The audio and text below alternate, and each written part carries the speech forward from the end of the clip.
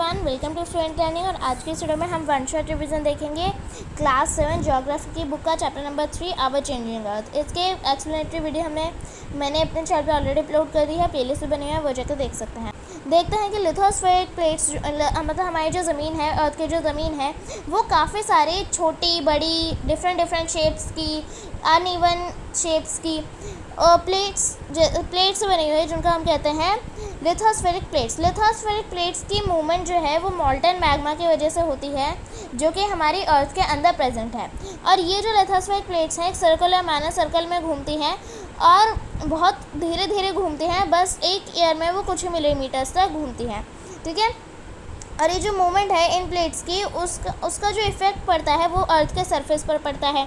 और अर्थ की जो मूवमेंट होती है, यानी कि अर्थ के सरफेस पे जो चीज़ें होती हैं उनको डिफरेंशिएट किया गया है, मतलब उनमें डिफरेंस बताया गया है किन बेसिस पे, ऑन बेसिस पे जिनसे वो उनका ओरिजिन होता है। यानी कि जौन सी भी चीज़ें अर्थ पर होती हैं, यानी कि जौन सी भी चीज़ें जो अर्थ के सरफेस पर होती हैं, जो कि अर्थ के अंदर मॉल्टन मैग्मा या फिर किसी भी चीज़ की वजह से होती है, अर्थ के अंदर जो चीज़ें हो रही हैं उसकी वजह से उसका जो इफ़ेक्ट है वो अर्थ के सरफेस पे पड़ रहा है, तो उनको अलग लिख दिया जाता है। और वो चीज़ें जो कि अर्थ के सरफेस पे ही हो रही है एंड उसका जो रीज़न है, यानी कि उस चीज़ के होने का जो रीज़न है वो भी अर्थ के सरफेस की वजह से ही है, उनको अलग जगह पे लिख दिया जाता है, ठीक है। तो जो चीज़ें अंदर हो रही हैं, यानी कि जो चीज़ें अर्थ के अंदर हो रही हैं, उनका इफ़ेक्ट अर्थ के सरफेस पर पड़ रहा है, उनको एंडोजेनिक फोर्सेस कहते हैं। और वो फोर्सेस यानी कि वो चीज़ें जो कि अर्थ के अंदर होने वाली चीज़ों की वजह से उसका एक्सोजेनिक फोर्सेस होते हैं, जो कि अर्थ के सरफेस पर होने वाली चीज़ों की वजह से ही अर्थ के सरफेस पर उसका इफेक्ट पड़ रहा है, उनको एक्सोजेनिक फोर्सेस कहता है। टेबल में समझते हैं कि अर्थ की मूवमेंट जो है एंडोजेनिक और एक्सोजेनिक में डिवाइड करी गई है। एंडोजेनिक फोर्सेस यानी कि जैसे सडन फोर्सेस, यानी कि जैसे अर्थक्वेक आता है, अर्थक्वेक, वोल्केनो और लैंडस्लाइड जो है सडनली आती हैं, अचानक से आते हैं, इसलिए सडन फोर्सेस।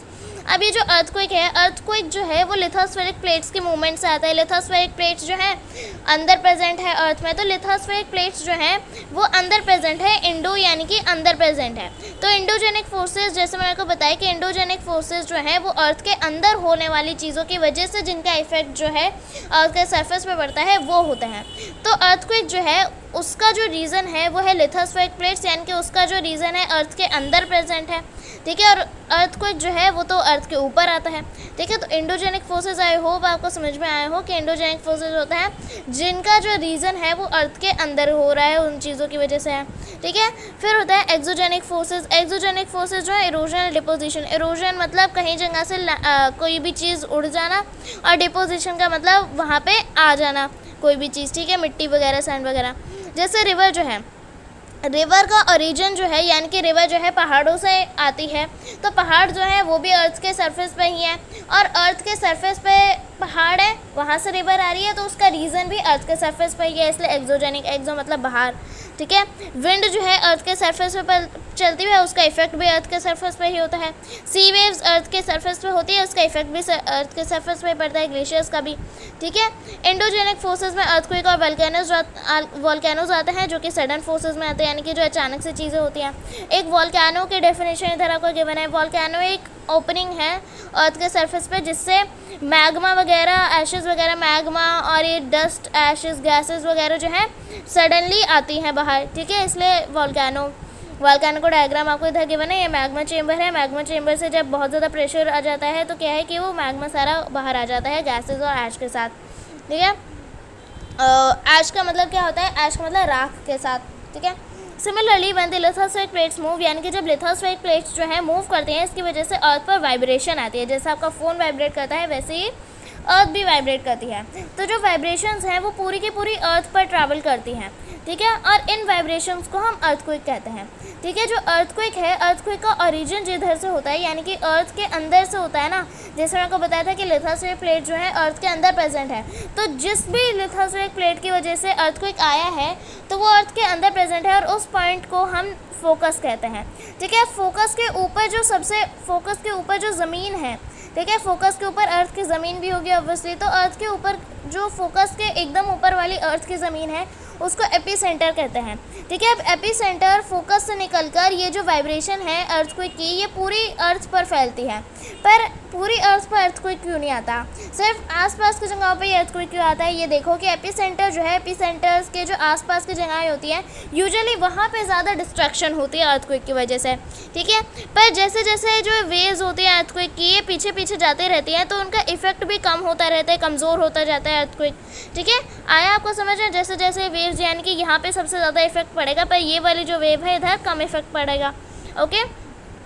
और नेक्स्ट हम देखते हैं कि अर्थक्वेक जो है वो हम बता तो नहीं सकते किस टाइम पर आएंगे, कब आएंगे, पर अर्थक्वेक की प्रिपरेशन हम पहले से कर सकते हैं। यानी कि अर्थक्वेक के लिए अगर हम प्रिकॉशंस लें, यानी कि ये सारी जो चीज़ें आपको नीचे गिवन है ये सही, अगर हम अर्थक्वेक के लिए पहले से प्रिपेयर कर लें तो क्या है, अगर हमें ये चीज़ें पहले से पता होंगी तो हम अर्थक्वेक से बच सकते हैं। और क्या है कि लोकल लोग जो हैं, यानी कि जो नॉर्मल आसपास के लोग होते हैं, कम्युनिटी के लोग होते हैं, जैसे हम और आप जैसे जो कॉमन लोग हैं, लोकल लोग हैं, तो लोकल लोग जो हैं उनके पास तो ऐसी इंस्ट्रूमेंट वगैरह अर्थक्वेक के लिए नहीं होती होंगी, तो वो कैसे पता करते हैं कि अर्थक्वेक कब आने वाला है। मतलब सभी तो नहीं पता कर पाते, पर जब कोई भी देखता है कि फ़िश जो है वो पॉन्ड्स में जो रहती हैं फ़िशेज़ वो एगिटेटेड यानी कि वो परेशान से हो जाते हैं, हिल डुलने लग जाते हैं, अजीब सी हरकतें करने लग जाते हैं, और स्नैक्स जो है अपने बिल से बाहर आ जाते हैं, स्नैक्स ज़मीन पर आ जाते हैं रेंगते हुए, ठीक है, अंदर से वो क्या हो जाता है, बाहर आ जाता है। तो ऐसा क्यों होता है, ऐसा इसलिए होता है क्योंकि एनिमल्स जो होता है उनका ऐसा पहले से आभास हो जाता है कि अर्थक्वेक जो है वो आने वाला है, तो क्या है वो अपनी जान बचाने के लिए कहीं ना कहीं ऊपर या कुछ करने लग जाता है। जैसे फ़िश जो है वो थोड़े अजीब से बिहेव करने लग जाते हैं पॉन्ड में, क्योंकि उनको पता चल जाता है कि अर्थक्वेक आने वाला है, प्रिपेयर हो जाओ भाई। स्नैक्स को पता होता है अर्थक्वेक आने वाला है, तो क्या है अपने बिल से बाहर आ जाता है ताकि उनको चोट वोट ना लगे, ठीक है। तो इसलिए क्या है कि जब लोग ये देखते हैं कि ये सारे जो बिहेवियर है ये एनिमल्स दिखा रहे हैं तो उनको पता चल जाता है कि अर्थक्वेक आने वाला है, उनको आइडिया हो जाता है कि अर्थक्वेक आने वाला है। ये तो नहीं पता होता है कि कितना बड़ा अर्थक्वेक आने वाला है, कितना छोटा अर्थक्वेक आने वाला है, पर इतना पता चल जाता है अर्थक्वेक आने वाला है, ठीक है। फिर आता है अर्थक्वेक अ केस स्टडी। उससे पहले हम पढ़ लेते हैं अर्थक्वेक के लिए हम प्रिपेयरनेस कैसे रखें, यानी कि सेफ स्पॉट क्या होता है अर्थक्वेक के लिए। अगर कभी अर्थक्वेक आए तो सेफ स्पॉट क्या है, किचन काउंटर के नीचे, टेबल और डेस्क के नीचे छुप जाओ, या फिर जहाँ पे 2 वॉल्स आती हैं मीट करती हैं उधर छुप जाओ, ठीक है। और किन से हमें दूर रहना चाहिए, फायर प्लेसेस यानी कि आग वाली जगहों से दूर रहो, चिमनीज के आसपास की जगहों से दूर रहो, विंडोज़ जो कि खुल बंद होती है विंड की वजह से उनसे बंद रहो, मिरर से दूर रहो, और फोटो फ्रेम, पिक्चर फ्रेम से दूर रहो क्योंकि वो गिर सकते हैं आपके सर पर। और अवेयरनेस फैलाओ अपने फ्रेंड्स और फैमिली मेम्बर्स में, और सभी डिज़ास्टर्स को कॉन्फिडेंटली फेस करो, उनसे डरो मत। ये जो केस स्टडी है ये एक भुज के बारे में है, यानी कि भुज एक जगह है गुजरात में, उसमें एक बहुत बड़ा अर्थक्वेक आया था जो कि 7.9 की रिचर स्केल पे था। रिचर स्केल क्या होता है, एक अर्थक्वेक जो है, एक अर्थक्वेक की स्ट्रेंथ को मेज़र किया जाता है एक सेस्मोग्राफ वाली मशीन से। उसमें क्या होता है कि अर्थक्वेक जो है, अर्थक्वेक कितना बड़ा आने वाला है उसमें आपको कुछ नंबर्स दिखाई देता है, उस नंबर पे डिपेंड करता है कि कितना बड़ा अर्थक्वेक आने वाला है। जैसे कि 2 अगर आए रिचर स्केल पे तो वो छोटा सा अर्थक्वेक होगा। एक अर्थक्वेक जो कि 5 का है वो मतलब डैमेज हो सकता है उससे क्योंकि चीज़ें वगैरह गिरेंगी, और 6 का जो अर्थक्वेक है वो हाई मैग्नीट्यूड यानी कि क्या है कि वो स्ट्रॉन्ग अर्थक्वेक होगा। पर 7 वाला जो है सबसे खतरनाक, मतलब एकदम ख़त्म कर देने वाला अर्थक्वेक है। तो जो भुज में अर्थक्वेक आया था वो था 6.9 की रिचर स्केल पे, यानी कि ऑलमोस्ट 7, ठीक है, ऑलमोस्ट 7 था। तो क्या है कि सबसे बहुत मेजर अर्थक्वेक था जो कि रिपब्लिक डे के दिन आया था 26 जनवरी 2001 को, ओके, इंपॉर्टेंट है। तो स्कूल्स जो हैं, बहुत से स्कूल्स में सबसे बुरा इफेक्ट पड़ा, 971 स्टूडेंट जो थे मर गए और 31 टीचर्स भी, ठीक है। और क्या था कि सीएम की अपील भी हुई कि यानी उनको खाना पीना वगैरह ये सब चाहिए था, फ़ोन लाइंस जो थी कट गई, वाटर सप्लाई पाइप्स जो थी ये सारी हो गई, फायर फैल गई, मतलब चारकोल वगैरह, कुकर वगैरह जो थे फट गए और उसकी वजह से मतलब जल गए, और बहुत सी आगे लगी उस भुज में, ठीक है। तो ये सारी चीज़ें हुई थी भुज में, और जब अर्थक्वेक आया था। तो नेक्स्ट हम पढ़ते हैं मेजर लैंडफॉर्म्स, यानी कि अब हमने पढ़ लिया ये अर्थक्वेक वगैरह सारी चीज़ें पढ़ लिया, मेजर लैंडफॉर्म्स पढ़ते हैं, यानी कि जो अर्थ पर जो लैंडफॉर्म्स यानी कि रिवर, वाटरफॉल, ये सारी चीज़ें कैसे बनती हैं। ये सारी चीज़ें जो हैं वो 2 मेजर चीज़ों की वजह से बनती हैं, जो कि वेदरिंग और इरोजन। वेदरिंग का मतलब क्या होता है, रॉक्स का टूटना अर्थ के सरफेस पर, जो रॉक्स होते हैं यानी कि जो बड़ी बड़ी चट्टानें, जो बड़ी बड़ी रॉक्स होते हैं उनका टूटना अर्थ के सरफेस पर, उसको वेदरिंग कहते हैं। इरोजन इरोजन का मतलब जैसे मैंने आपको बताया मिट्टी वगैरह को उड़ जाना, या फिर पानी के द्वारा उसका पानी जो है पानी मिट्टी वगैरह को अपने साथ लेके चला जाता है ना, तो उसको इरोजन कहते हैं। ठीक है, तो और जो चीज़ों को इरोजन की वजह से जो चीज़ें चली गई हैं उनको इरोडेड मटेरियल कहते हैं। ठीक है, तो इरोडेड मटेरियल है तो याद रखना है वो चीज़ें जो कि इरोजन के द्वारा चली गई हैं कहीं और। वर्क ऑफ ए रिवर यानी कि एक रिवर जो है वो कैसे काम करती है। वाटरफॉल, देखो वाटरफॉल कैसे बनता है। जब एक रिवर जो है बहती हुई जाती है आराम से, क्या होता है जब वो ऐसे एंगल पे आ जाती है यानी कि एक ऐसी जगह पे आ जाती है तो उसको नीचे गिरना ही पड़ेगा ऑब्वियसली। तो क्या है कि जब ऐसे एंगल पे एक रिवर आ जाती है तो ऊपर हार्ड रॉक्स होते हैं और नीचे सॉफ्ट रॉक होती है।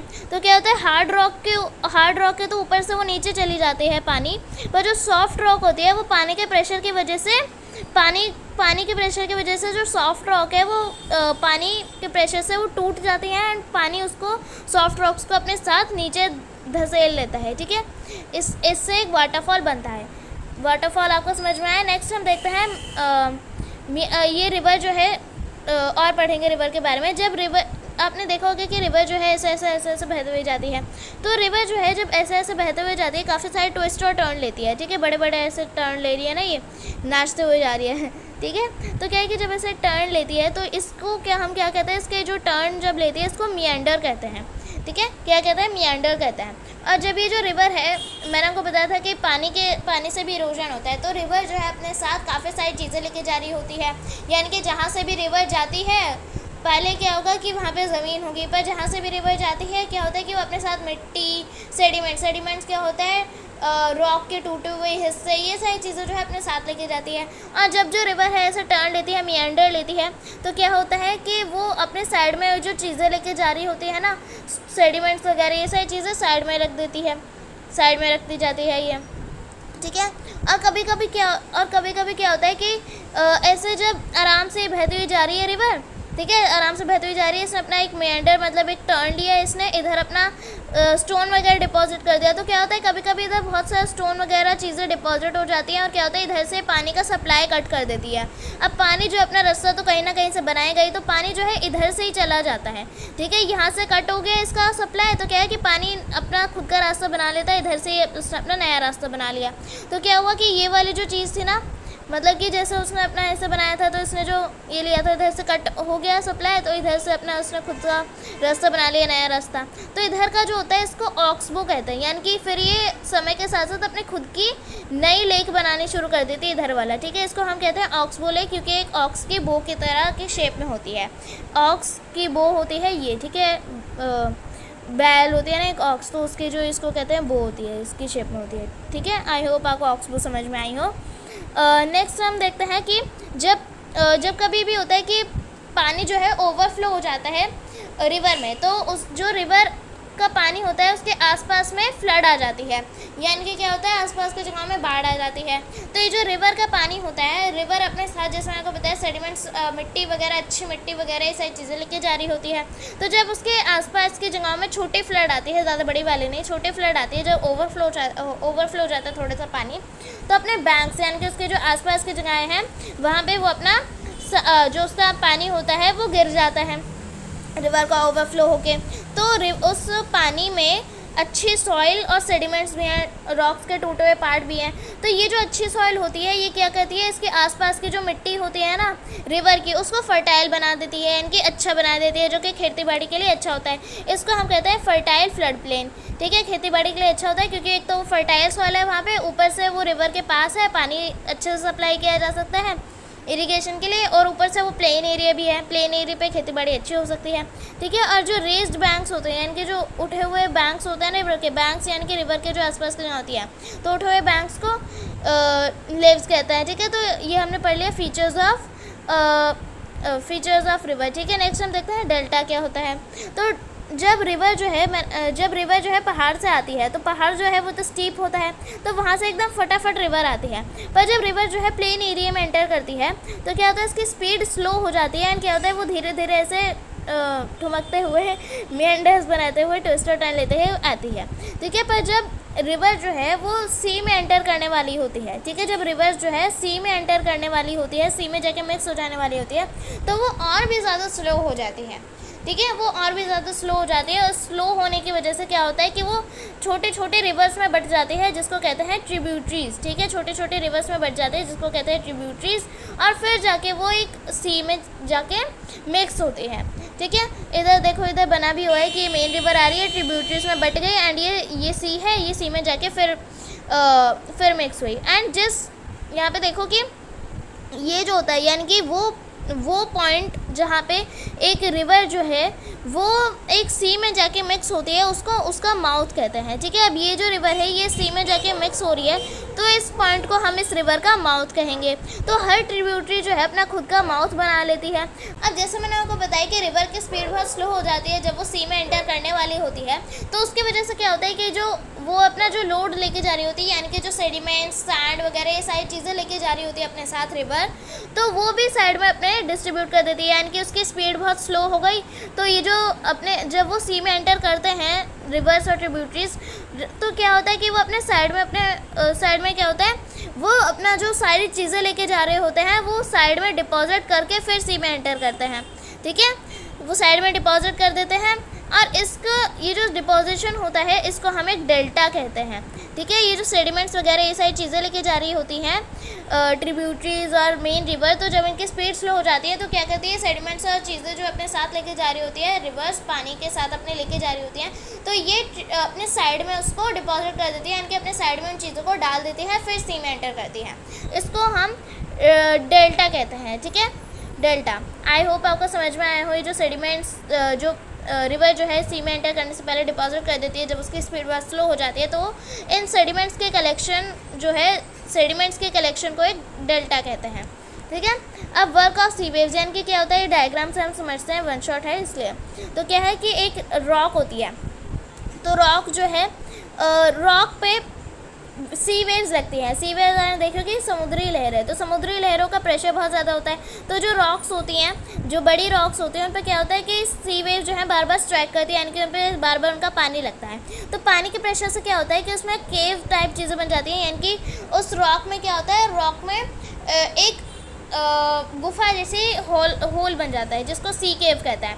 अब सी केव बनने के बाद भी जो सी वेव्स हैं बार बार उस पर स्ट्राइक करती हैं, उसकी वजह से क्या होता है, ये सी केव और बड़ी हो जाती हैं और सी आर्क बनाती हैं। सी आर्क होता है जब स्टोन की सिर्फ रूफ बची होती है, जो रॉक होती है, चट्टान होती है, जो बड़े बड़े स्टोन होते हैं, रॉक होती है, उसके बस रूफ बच जाती है। ठीक है, और फिर भी जो सी वेव्स हैं उस पर स्ट्राइक करती रहती हैं। ठीक है, सी आर्क पर। फिर सी आर्क क्या होती है, इसकी ये जो रूफ होती है ना, इसकी जो छत सी टाइप बनी हुई है, ये भी टूट जाती है, और क्या होता है, बस इसकी वॉल्स बच जाती है स्टोन रॉक की। ठीक है, जिसको हम कहते हैं स्टैक, यानी कि बस ऐसी एक चीज़ बच जाती है जिसको हम स्टैक कहते हैं। तो पहले क्या थी, अच्छी खासी रॉक थी, पर सी वेव्स की वजह से, सी वेव्स के स्ट्राइक करने की वजह से एक स्टैक में कन्वर्ट हो गई। और आपने देखा होगा सी क्लिफ्स को भी, यानी कि ऐसी एक वो बनी हुई होती है, बड़ी सी चट्टान बनी होती है, नीचे क्या है, सी होती है, तो इधर खड़े होके लोग क्या होते हैं, यहाँ पे खड़े होके वो व्लॉग वगैरह चीज़ें बनाते हैं, तो इसको क्या कहते हैं, सी क्लिफ कहते हैं। ये जो चीज़ होती है इसको सी क्लिफ कहते हैं। ओके, अभी देखते हैं बीचेस कैसे बनती है। देखो, जब जो सी है, सी जो है, जब अपने जो सी वेव्स होते हैं, तो सी वेव्स क्या करती है, आपने देखा होगा जब बीच वगैरह पे कभी गए होगे, तो सी वेव्स जो है वो आती हैं बीचेस पे, एंड वो पीछे को चली जाती हैं। तो बीचेस क्या होती हैं, बीच होता है सी शोर। सी शोर क्या होता है, सी, ये एक सी है, तो सी के आसपास की जगहों को सी शोर कहते हैं। तो बीच भी तो एक सी शोर ही है, यानी कि वो भी तो सी के आसपास की जगह ही है। तो जब सी वेव जो है अपने शोर पे आती है, यानी कि सी वेव अपने पास की जगह पे आती हैं, यानी कि सी के पास की जगह पे पर जब सी वेव्स आती हैं तो अपने साथ सेडिमेंट्स वगैरह चीज़ें लेके आती है, तो वो सेडिमेंट वगैरह चीज़ें अपने सी शोर पे डिपॉजिट कर देते हैं, एंड फिर से पीछे चली जाती हैं। ठीक है, ये जैसे सी शोर है, ठीक है, सी शोर है, यहाँ पे सी है, तो यहाँ पे सी वेव आई। ठीक है, सी वेव आई, ये अपने साथ साथ सेडिमेंट्स वगैरह चीज़ें लेके आती है, सी शोर पर डिपॉजिट कर दिया, एंड फिर से पीछे चली गई। ऐसे ही तो आती है वेव्स। ठीक है, तो ये जो सेडिमेंट्स हैं, सेडिमेंट्स की कलेक्शन की वजह से जब ऐसा ही होता रहता है कि ये आती है अपने सी शोर पर, सेडिमेंट चीज़ें वगैरह, रेत वगैरह, मिट्टी वगैरह ये सारी डिपॉजिट करके फिर से पीछे चली जाती है। तो इसकी वजह से क्या होता है, इस प्रोसेस की वजह से बीचेस बनती हैं, ठीक है। तो बीचेस क्या है, जब भी आप कभी बीच पे जाओ तो ये सोचना है कि बीचेस कैसे बनी है। बीचेस इसलिए बनी है क्योंकि सी वेव्स जो हैं, सी वेव्स आती हैं, सी वेव्स जो अपने साथ मिट्टी वगैरह लेके आती है, रेत वगैरह लेके आती है, उसी की वजह से बीचेस जो हैं बनी हैं आज, ठीक है। Work of ice, work of ice यानी कि जो ग्लेशियर्स होते हैं, जब ग्लेशियर्स पहाड़ से नीचे गिरते हुए आते हैं, जब ग्लेशियर्स जो है मेल्ट हो जाते हैं तो वही रिवर्स बनाते हैं। तो ग्लेशियर्स क्या हैं, उनको हम रिवर्स ऑफ आइस कहते हैं। और जो ग्लेशियर्स होते हैं वो फ्रेश वाटर होता है जमी हुई फॉर्म में, तो जब वो पिघल के आता है तो वो रिवर बनाता है, पहाड़ों पे प्रेजेंट होता है वो, इसलिए पहाड़ से रिवर निकलती है।